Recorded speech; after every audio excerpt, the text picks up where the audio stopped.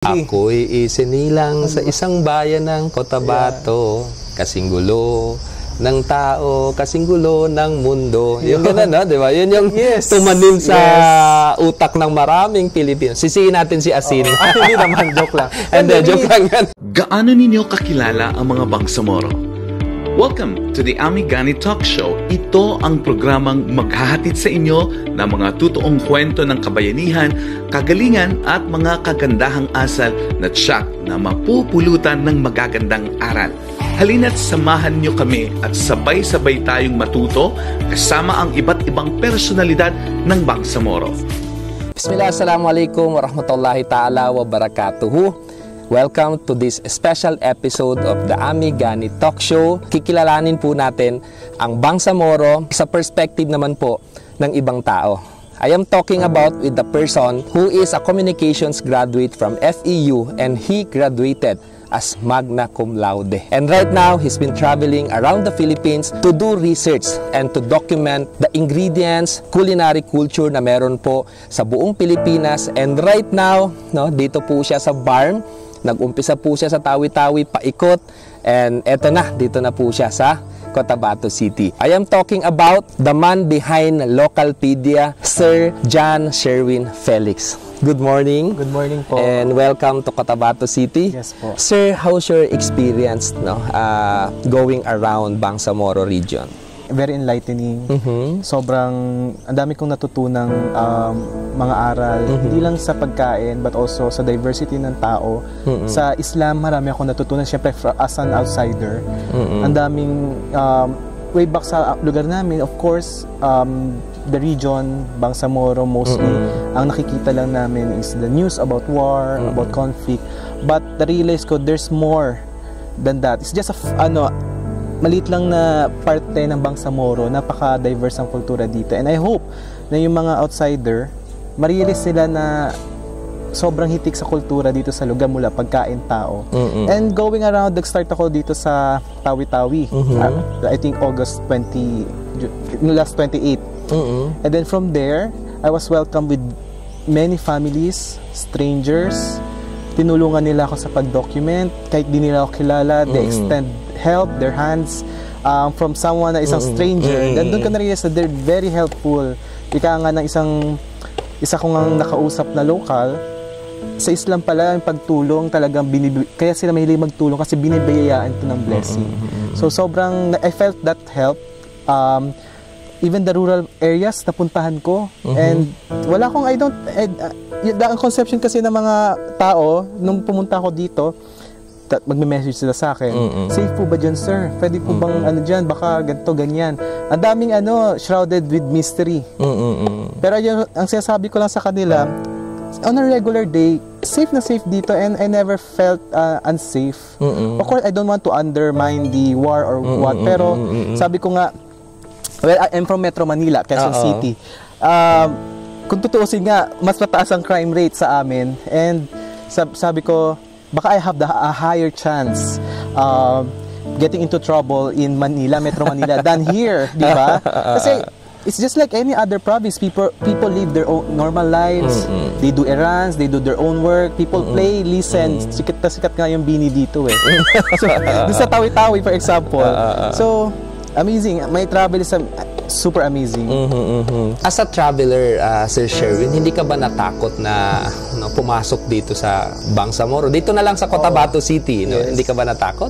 Actually, di ba nga sabi ko, I had a very amazing time here and still ongoing. Pero yung, alam nyo ba, yung pagpunta ko dito, ang dami nag-message, yung mga parang, safe ba dyan? Nag-worry. Worry ba siya dyan? Hindi, sobrang, I mean, I don't want to undermine the war and conflict, but there's more beyond this news na naririnig natin, especially me from the Metro Manila, na there's more dito sa Bangsamoro. Like, yun nga, sabi ko, parang isipin nila, parang kala nila puro gulo. Di ba yung sa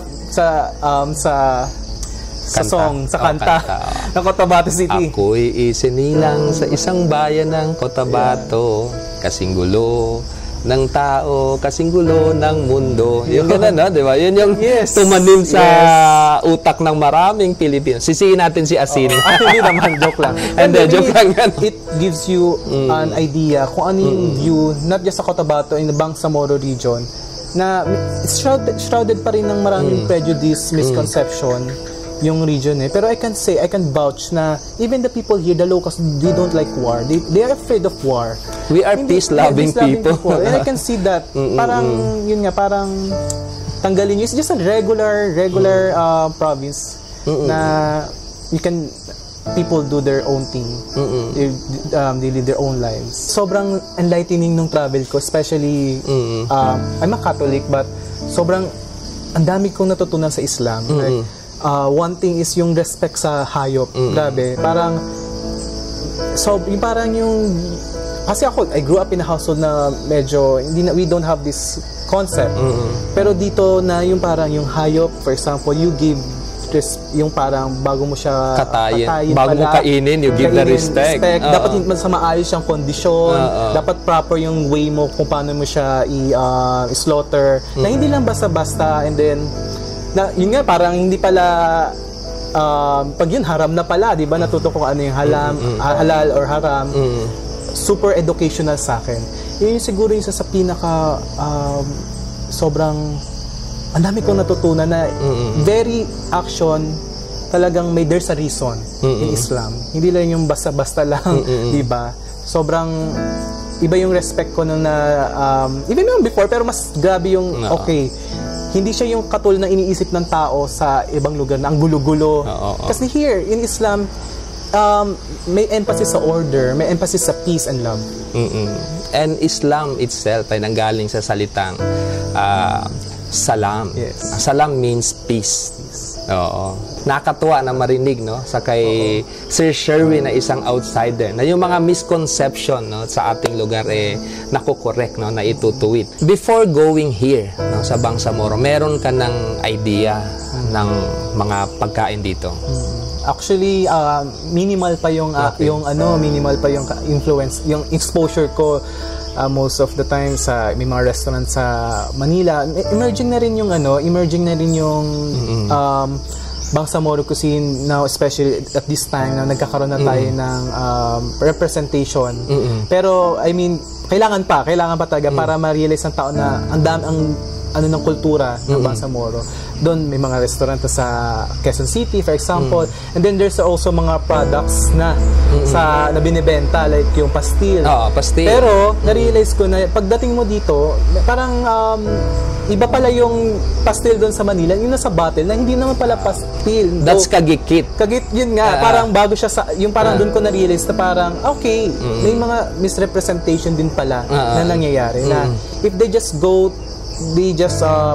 talk to locals or nag-immerse sila, mawawala yung ganong error na hindi pala yun yung pag ang pastil, dapat yung may kanin, nakapak na siya, nakabalot sa dahon ng saging na mayroon ng ulam na kagikit. Sa amin, usong-uso yung pastil in a bottle na talaga, erroneous talaga, di ba, na mali. And then, I mean, ako lang, personal ko lang, for example, nagkaroon ng pork pastil, which is I believe is actually incorrect, di ba? Parang mali. I mean, yun na lang. Kasi very tied to sa kultura ng ating mga kapatid na Moro na parang imagine mo, what if, di ba, may isang there's a Moro in Metro Manila. Tapos nakita yung pastil. Unknowingly. And then, di ba? Actually, nangyari na. Wow. Nangyari na. Somewhere, I think, sa Jensan. Nangyari na. Oh God. I mean, we need to give, doon na pumapasok na we need to be sensitive and give more respect to one's culture, di ba? Kaya nung nasa ko, yun yung exposure ko sa minimal lang, pero nung pumunta ako, talagang dito, wow. Enlightened. Mas marami pang discoveries. And even dun sa pastil, may mga, yung iba nasa ibabaw, yung kagikit, yung iba nasa ilalim, yung iba grilled, di ba? Yung nasa loob. Iba, diverse pala. Diverse siya. So, marami na ring innovations, pero pastil pa rin siya. Basta hindi lang nasa bottle. Actually, tama naman yun. But, they can use kagikit in a bottle. Yun na lang, yun yung term. Not pastil in the bottle. Among all dishes na natikman mo sa pag-iikot mo sa Bangsamoro? Ano kaya yung pinaka-tumatak sa'yo? Sobrang daming tumatak talagang pagkain, grabe. I mean, ayoko magsabi ng favorite kasi pag magsabi ng favorite, baka yung tampo. Actually, traveling around the Philippines, na-realize ko na each region or each province may kanya-kanyang preference, cooking styles. But itong Bangsamoro region, grabe, sobrang, talagang wow.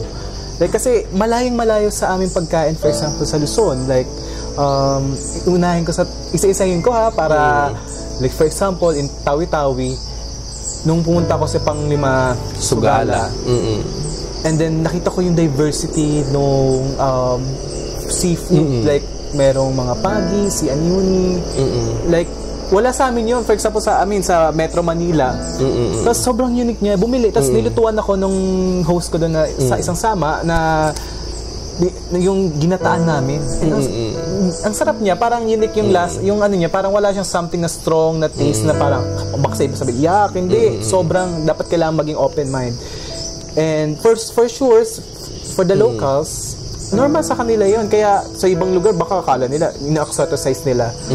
Pero nung nakita ko yung the actual diet of the locals, naiintindihan ko na, for example, looking at the diversity of produce, sobrang konektado ng, let's say, from the Tawi-Tawi sa kanilang karagatan. And I can say that, for example, in Sulu, in Basilan, for example, in Sulu naman, ang unique din ng dish nila. They have this tiula itum and then pianggang manok na with burnt coconut. And very unique type of cooking style yun na burnt coconut na hindi namin ginagawa yun sa ibang lugar at napakasarap niya.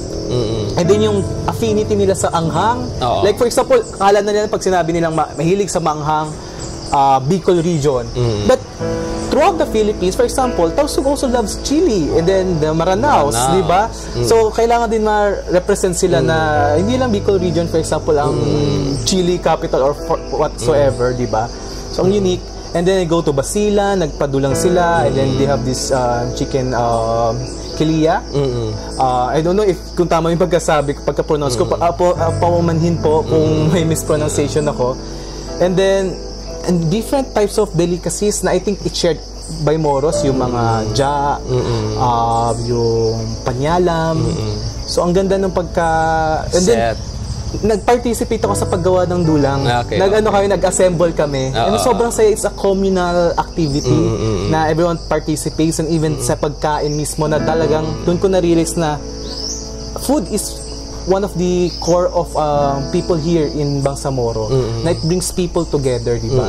If you have celebration, magpapakain, if there's something you need to thank to God, magpapakain. So, I was rich ng food culture, and then I went to the Maguindanawans, di ba?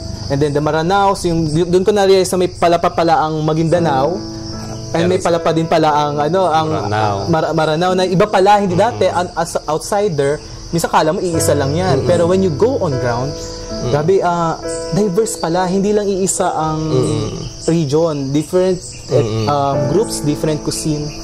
So they also have Kiaparan. And dito sa Maguindanao, ang dami kong na-realize na, for example, yung Natak, diba? Parang bago po sa akin yun. Sobrang daming bago sa akin pagkain. And kahapon, kumain tayo ng dinangay. And pelil. Mamaya, matitikman mo yung linigil. Have you tried tinapaya? Yes. Parang yung nakita ko sa palengke na yung mga dalag na fermented, no? Sobrang amazing siya sa akin. Na doon ko na-realize na we have so many food culture na kailangan pang ma-discover, ma-document. I've been to Tugaya, a town in Lanao del Sur na known for their crafts and arts. And then there's a tree, galing pala siya sa puno yung pangalan ng kanilang municipality, and yung seed ng Tugaya tree, ginagamit pala nila as a spice and also a source of oil. So ginagamit nila sa hot cake. So imagine mo, we don't have enough discussions about these ingredients, about food culture, and pretty sure throughout Bangsamoro napakadami pang food culture na hindi natin masyadong napag-uusapan. I hope na ma-represent natin ito, na hindi ang Pilipinas, ang food, ang Filipino food, hindi lang adobo, hindi lang sinigang, hindi lang kare-kare, but we have so many things to offer. Gaano mo na katagal ginagawa to, yung pag-iikot sa Pilipinas just to document these things? I think it started in 2021. 2021. So Yeah, pero yung foundation kasi na yun, Ami, parang bata pa ako eh. So I grew up in a household na mahilig magluto, mama ko mahilig magluto. Like, we have small catering business. And then, may papa ko, nung bata pa ako, dinadala niya ako sa palengke. Tapos, tumantuwa ako sa nakikita ko mga produce, mga isda, napakalaki, sa Occidental Mindoro. And then, yung that love became a passion noon around 2021 na I started to learn how to cook. Then sabi ko, okay, when I started my own, making my own food, sabi ko, ba't parang pare-pareho lang yung mga ingredients or but parang the usual lang. Actually, mali pala ako.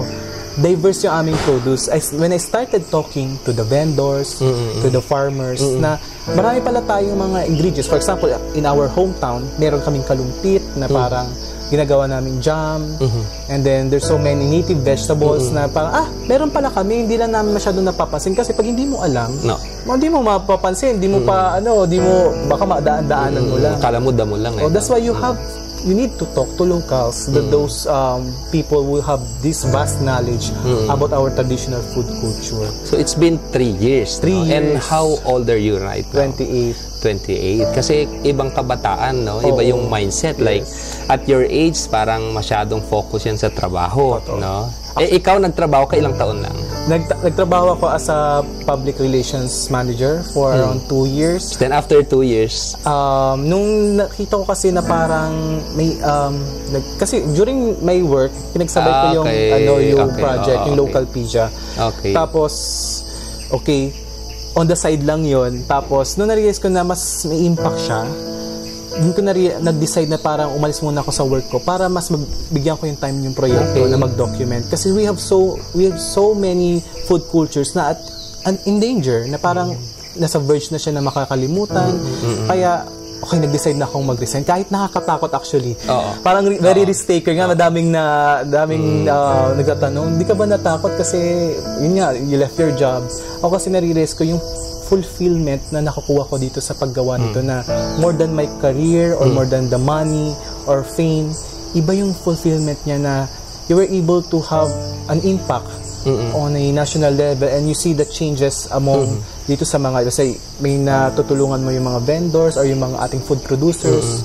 Sasabihin nila, sir, tumaas yung aming benta, or may mga locals sasabihin nila na, sir, dahil po sa information na pinost mo, hindi namin pinutol yung puno kasi magagamit pala. At all this time, edible pala. Hindi nila alam na pwede pala. No? Or minsan may magbe-message, even kahit minsan nag-lecture ako on ground or even online, sir, thank you po, magpapasalamat kasi sila kasi bumalik daw yung kanilang memories ng pagkabata with their mom, with their lolas. Na it shows that the project, it brings us closer to our roots, to our tradition. Kaya yun, nag-resign ako. Grabe, tapos full-time mo na ginagawa ngayon. And speaking of Localpedia, that's his page po, no? Localpedia. Hanapin niyo po yan. Siguro ipa-flash ko dito sa video na to. I-follow niyo po, no? If you find it interesting. Kasi makikita po natin doon yung mga natututunan ni Sir Sherwin sa pag-iikot niya. Sinishare niya po through his page. Pag binasa natin yan, matututo tayo. Sa edad na 28, no, bukod doon sa foundation na nabanggit mo, ano talaga yung parang nag-push siya yun na, sige na, Sherwin, gawin mo to? Alam mo, sobrang daming challenges document, especially someone na alone, tas bata pa, tas walang misa pupunta ko, walang kilala. Pero yung nagda-drive talaga sa akin, every time I go to a place, mamimit mo yung talagang mga tao na bumubuo ng kultura na yun. And yung feeling ko, I have this fire na i-share yung kwento nila to bigger audience na and then of course to document this their culture para hindi siya makalimutan. And of course sometimes nga even sila hindi sila familiar sa sarili nilang culture or kaya kailangan minsan reminder na from an outsider perspective na very unique yung culture nila na nakikita nila na na-appreciate ko, na natutuwa sila, ay parang na-appreciate nila yung aming kultura from their own perspective. they share their own, they're very generous. So, sobrang generous yung mga locals na mag-share talaga ng knowledge. Di ba, lulutuan ako. And sometimes, di ba wala na akong pera, they will welcome me to their homes, papatulugin nila ako, they will show me around their farms, kung saan sila kumakain, saan sila namamalengke.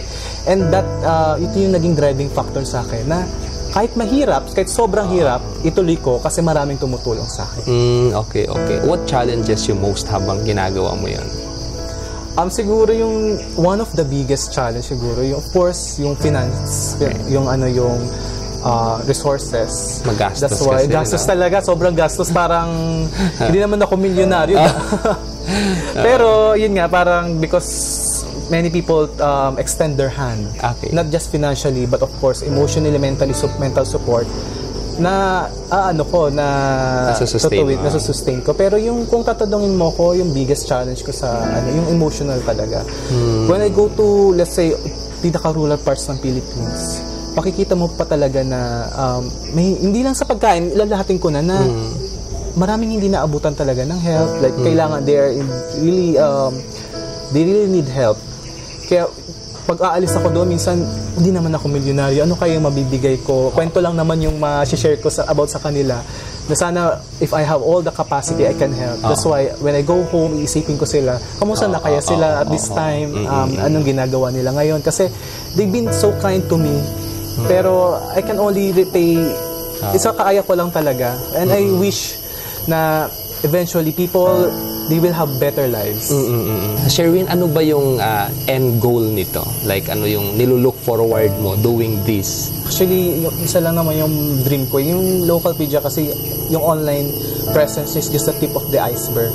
Parang, ang pangarap ko talaga is to have a book that will genuinely represent, at least somehow, the bigger, yung more wider representation sa Philippine cuisine, na hindi lang sa certain regions lang or selected. Kaya try ko na as wide as I can. Kasi, super rich talaga yung culture natin. And alam mo, yung pumunta, for example, kaya sabi nila, bakit book pa? Parang, so, modern times na pwede mo naman i-post sa social media eh. Pero alam mo, for example, when I go to the rural parts of the Philippines, like for example, Southern Palawan, I bought a book, may dinala akong book, ang title niya is Fruits of Borneo. Borneo is the island below Philippines. Imagine mo, yung mga fruits doon, maraming fruits sa Borneo, matatagpuan din sa Palawan. Pero hindi nila alam. Walang fruits of Palawan na book. Libro. So, nung dinala ko siya, pinakita ko sa mga locals, yung mga indigenous communities, yung mga andun. Tapos, tuwa sila na, uy, amin to ah. Tapos, nag-share sila ng mga information na wala dun sa libro na yon kasi kultura na nila, from the Palaweños perspective. So, dun ko na-realize na when they scan the pages, sobrang happy nila na they felt represented. They saw their own fruits, yung mga kinakain nila on a book, and they felt special. Alam mo, lahat na nasa village, talaga nagkumpukan talaga. Very curious sila sa libro. Because they don't have access to, let's say, Facebook or walang phones. And then doon ko na-realize na we owe these people, we owe the Filipino people, na a more accessible platform na talagang, even for example, a book, kaya nilang mabasa yan kahit walang internet, walang kuryente. But of course, yun nga, may online naman ang Localpedia. Dapat meron din on ground. Dapat grounded yung advocacy. Excited po tayo sa libro na yan, Sir Sherwin. Yes. And I hope na abangan po natin yan. Lagi nila akong tinatanong, kailan ba matatapos siya? Yung libro. Sabi ko, now I'm 28. Plano ko kasi siya na bago ko mag-hit ng 30 or at least 30 na ako, at least may ma-produce na ako.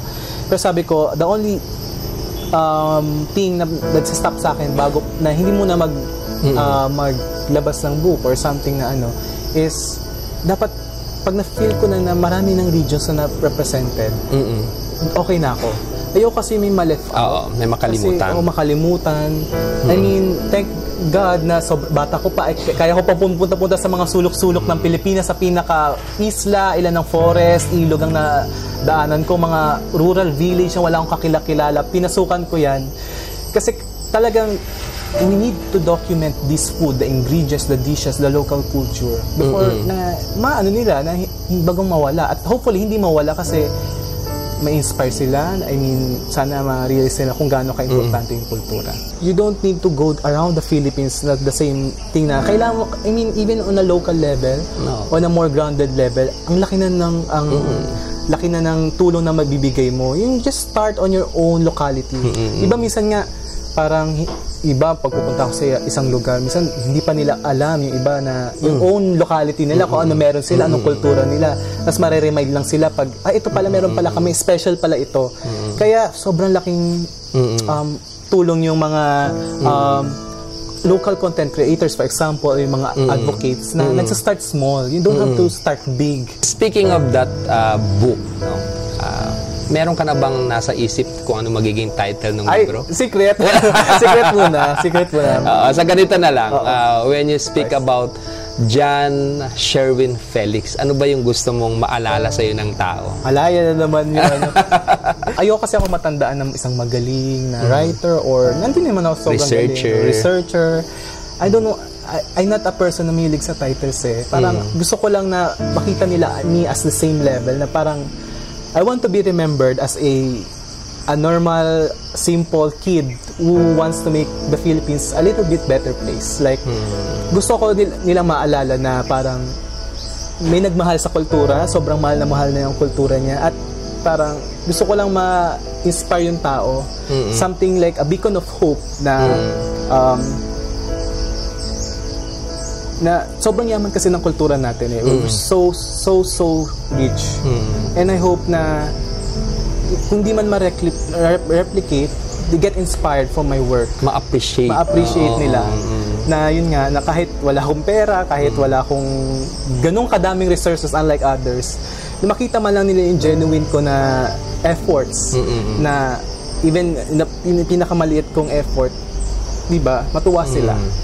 Yun. And I hope na kahit tunay, balang araw, wala na ako. Sana na maisip nila, hindi mo lang kailangan maging malaking tao para to make a change. Diba? You just need to be passionate, inspired, and honest sa iyong work. Wow, no? That's very powerful. That's moving. Gusto ko sana super mag-thank you sa lahat ng tumulong sa akin sa on ground, sa mga nag-extend ng help, strangers na naging part ng family ko na every time na pumupunta ako sa kanila, dalan-dala ko yung kanilang boses, dalan-dala ko kanilang mga storya, na is very humbling talaga sa akin na they shared yung generosity and love. I felt that. And yun lang, sobrang I'm full of love, I'm full of joy. Not just from the Philippines, here in Bangsamoro, I felt the sincerity of people in sharing their own culture. Sobrang salamat po, sobrang thank you. Sana etong conversation na to ay maging medium para yung mga nasa both government and non-government institution na gustong mag-extend ng help kay Sir Sherwin, then that will be a big help on this project. And ang impact po nun ay hindi lang para kay Sherwin, kundi sa buong Pilipinas, especially sa ating tradisyon at kultura. So, any last message, Sherwin, sa ating mga manonood? May last message lang is, yung mahalin nila yung kultura nila.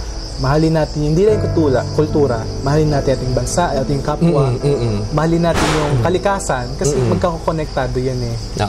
And then, yun nga na parang, always be kind, always be open to experiences. Yun, sana meron po kayong natutunan, sana na-inspire kayo sa story ni Sherwin, especially ang mga kabataang Pilipino, kabataang Bangsamoro. And Sherwin, thank you so much for sharing your story.